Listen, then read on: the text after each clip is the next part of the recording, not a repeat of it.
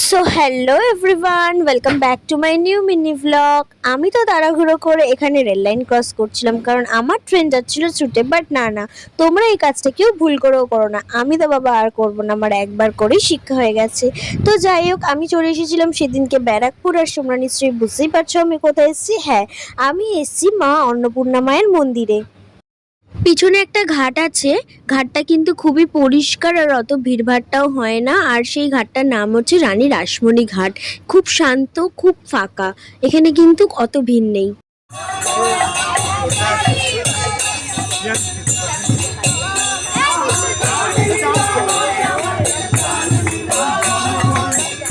সেই দিনটি ছিল গঙ্গা আবির্ভাব তিথি, তাই জন্য সেখানে গঙ্গা আরতির আগে একটা স্পেশাল পুজো হচ্ছিল। সেটা তো তোমরা দেখলেই, কীর্তন টাইপের।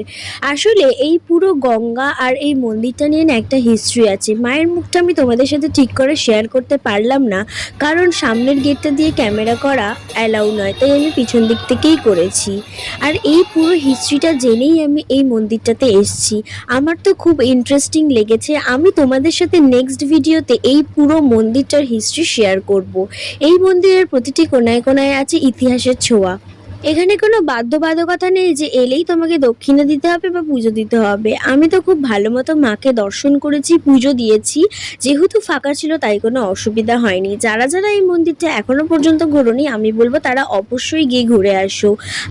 তো যাই হোক, আমি তো চলে গেলাম এবার বাড়ি। তো তোমাদের সাথে দেখা হচ্ছে নেক্সট কোনো মিনি ভ্লগে। বাই।